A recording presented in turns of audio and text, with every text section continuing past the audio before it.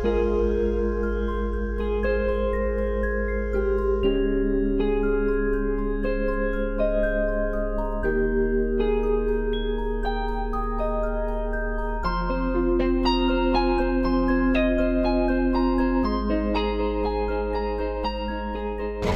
Jaishankar, it's great to see you again. Thanks for making the trip and welcome back to the Pentagon.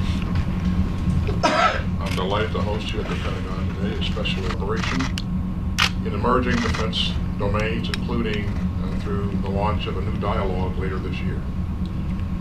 All this will help ensure that our militaries are ready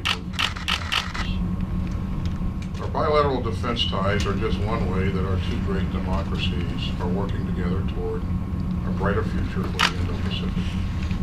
The United States and India, along with a dozen other, and through our deepening cooperation with Japan and Australia, we are delivering on the issues that matter most to the region, from infrastructure development to maritime security. Sustaining the region, the PRC continues to support Russia amid its unprovoked and cruel invasion of Ukraine. So we face sustained challenges to peace, security, and prosperity in the region and beyond. But they only reaffirm the importance of our partnership. So, Mr. Minister, I'm grateful for your friendship as we work together toward our shared vision of a free and open Indo-Pacific. Thanks again for being here, and I look forward to a great discussion. Great pleasure it is to be back at the Department of Defense. As you know, I'm here for my bilateral consultations, and I'll be meeting a number of your cabinet colleagues, of course starting with my counterpart here, Secretary of State. But I do believe that defense and security cooperation today are bedrock of our contemporary relationship.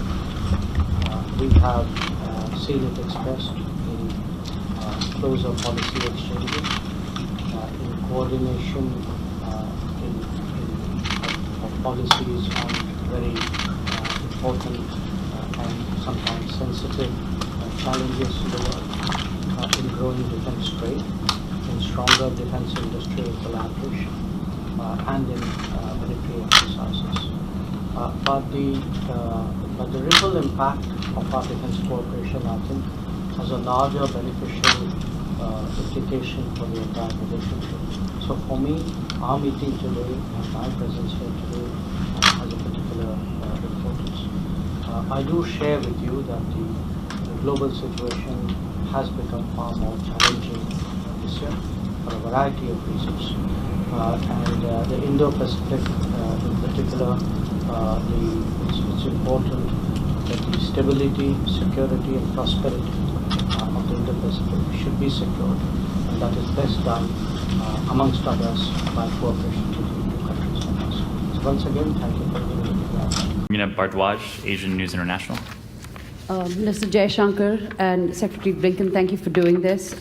Minister Jaishankar, you've had a very busy week at UNGA, meeting all your counterparts. Now, did they express their worries about Ukraine, which you mentioned in your remarks, of course, but also Taiwan?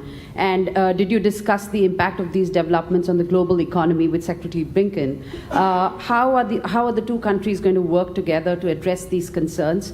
And my second question to Secretary Blinken is, you talked about F-16 and the obligation that the US has, but can you further clarify what counter-terror threats does Pakistan face, and why is there a need for these fighter jets? Also, there's a discussion with your Pakistani counterpart to improve ties with India and to make the region more stable. What was their response? You did give them an advice to maintain peace. What was the advice that you gave them?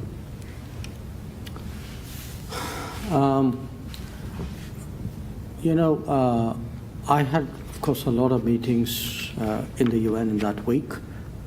I met, I guess, roughly about half the delegations who were there. And a common concern among them was the anxiety about global economic volatility and anxiety about sharply increased energy prices, of food inflation and food availability. of fertilizers which will impact food next year, of disrupted trade, of shipping, of insurance, of airline movements, of travel. So this was honestly not an optimistic global mood which you got from your colleagues. I think in particular what the impact, the consequences of the Ukraine conflict has been on many of these issues I spoke about, and also I think the prospect of instability or in the Indo-Pacific, because today Asia and Indo-Pacific is so central to global trade, and particularly in some very critical areas. So these were very, very widely prevalent concerns. We had a good discussion about it yesterday evening. We do think today, I mean, I speak for India, but I also speak to some degree for the relationship having an impact on the world. We think the right thing today is to find ways of stabilizing the global economy, of softening prices, of making sure that global trade is more predictable, that the sources of anxieties and tensions are less. Because at the end of the day, that's really, Prime Minister Modi, of course, said this is not an era of war, but this is an era of where we seek development, where we seek prosperity, where we seek progress. And I think India nationally and India through its key partners would like to do more to strengthen those trends. On the question of the F-16s again, and it's important to be very clear, this is, as I said, about sustaining an existing program, not adding a new one. And we have a responsibility to do that wherever we're engaged in the provision of defense equipment like F-16s. And second, as to what these are for, there are clear terrorism threats that continue to emanate from Pakistan itself, as well as from neighboring countries, and whether it is TTP that may be targeting Pakistan, whether it's ISIS Khorasan, whether it's Al-Qaeda. I think the threats are clear, well known, and we all have an interest in making sure that we have the means to deal with them, and that's what this is about. More broadly, we always encourage our friends to resolve their differences through diplomacy, through dialogue. That hasn't changed. It won't change. It would not be appropriate for me to characterize Pakistan's response, just as I wouldn't characterize our friend's response in a similar conversation.